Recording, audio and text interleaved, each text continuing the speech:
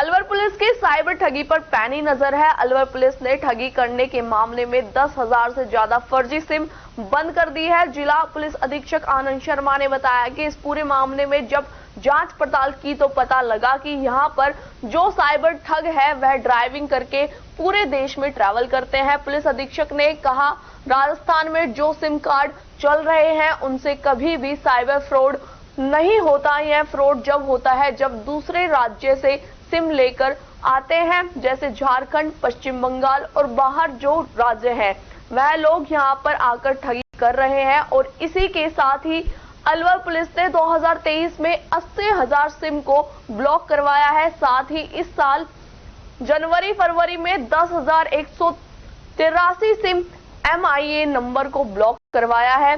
साथ ही पुलिस अधीक्षक आनंद शर्मा ने आमजन से अपील की है कि फर्जी कॉल या फर्जी मैसेज पर बिल्कुल भी ध्यान नहीं दिया जाए। ठग इसलिए कॉल करते हैं कि आपके किसी जानकार का एक्सीडेंट हो गया है और मैं इस थाने से बात कर रहा हूं, मुझे कुछ पैसे भेज दो, मैं इसको छुड़वा दूंगा, या और भी कई तरीके होते हैं। इस तरह आपके मोबाइल पर एक OTP आता है जिसके कारण आपके खाते में से पैसे कट जाते हैं। उन्होंने आमजन से अपील की कि अगर साइबर फ्रॉड से बचना है तो आमजन को भी इसमें जागरूकता की जरूरत है। पुलिस अधीक्षक ने यह भी बताया कि आगे भी हम इसी तरह कार्रवाई करते रहेंगे जिससे साइबर फ्रॉड बिल्कुल भी ना हो पाए। जब हमने एनालिसिस किया जो यहाँ साइबर क्राइम वाला है, तो उसमें एक बात आई कि यहाँ पे बहुत से लोग जो है ड्राइविंग करने के प्रोफेशन में है, तो वो पूरे देश में ट्रैवल करते हैं।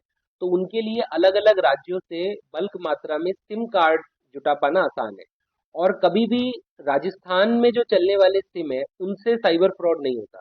ये जो दूसरे स्टेट से सिम यहाँ पर बल्क में आते हैं उनके जरिए ही साइबर फ्रॉड लाया जाता है। तो एक हमने प्रिवेंटिव तरीका ये अपनाया कि हम जो हमारा संदिग्ध एरिया है उसके मोबाइल टावर्स को लगातार फिल्टर करते हैं और ऐसे नंबर जनरेट करते हैं जो जिनकी ओरिजिन दूसरे स्टेट में जैसे झारखंड, पश्चिम बंगाल, असम या तमिलनाडु है, और वो सिम लगातार यहाँ पे काफी कॉलिंग कर रहे हैं, वो नॉर्मल नहीं हो सकता। तो इन नंबर्स को हम फिल्टर करके और टेलीकॉम कंपनीज को ये लिखते हैं कि इन नंबर्स और इन IMEI जो फोन सेट भी वहां से लिए गए इनको ब्लॉक किया जाए। तो वर्ष 2023 में हम करीब 80,000 ऐसे सिम को ब्लॉक करा सके। तो एक सिम को ब्लॉक कराने में भी काफी इम्पैक्ट आता है क्योंकि इतनी आसानी से सिम फिर से अरेंज करना एक पूरी प्रक्रिया है। और अभी इस साल के 2 महीनों जनवरी और फरवरी में हमने ऐसे फिल्टर करके कुल 10,183 सिम और IMEI को ब्लॉक कराया। तो ये एक इफेक्टिव तरीका है। इसके बाद कहीं ना कहीं थोड़ा सा जो साइबर क्राइम की यहाँ से शिकायतें आ रही थी और जो बाहर से टीम आ रही थी उसमें डेफिनेटली थोड़ी सी कमी आई है। वो हमने शुरू किया जो अपना ऑपरेशन साइबर वज्र पहाड़ के तहत उन गांवों को चिन्हित किया गया है। उन गांवों में अर्ली मॉर्निंग दबिश दी जाकर के लोगों को अरेस्ट करना शुरू किया है और ये देखते हैं कि वो कहीं भी वांटेड है पूरे देश में तो उसको वहां पर सुपुर्द किया जाए। और दूसरी बात, इसको हम आगे ले जाकर के ये देख रहे हैं कि केवल साइबर फ्रॉड करने वाला ही नहीं, उसकी चेन में जो उसकी कोर्ट से जमानत करवा रहा है जो उसको सहयोग कर रहा है लीगल प्रोसेस में, हम उसको भी इस गैंग का पार्ट मानते हुए बुक करें। अलवर में किस तरह के ये ऑनलाइन फ्रॉड किस तरीके से होने आ रहे हैं और पब्लिक को आप क्या संदेश देना चाहेंगे? एक बार कट करो।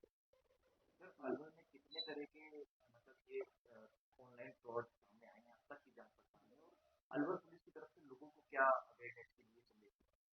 देखिए, जो प्रकरण आए वो ये होता है, आमतौर पे लोगों को फोन करते हैं और ये कहते हैं कि आपने पेटीएम वॉलेट में ज्यादा पैसे कट गए और हम आपको रिफंड करना चाहते हैं, आप जरा अपना OTP बताओ, पैसे रिफंड हो जाएंगे। लोग इजीली बता देते हैं।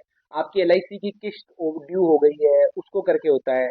एक नया तरीका ये सामने आया पिछले एक केस की, लोगों को फोन आया कि आपके बेटे से एक्सीडेंट हो गया है और ये इस थाने में है, अब हम सामने वाला इतने पैसे मांग रहा है, वो दे के छुड़वा देते हैं।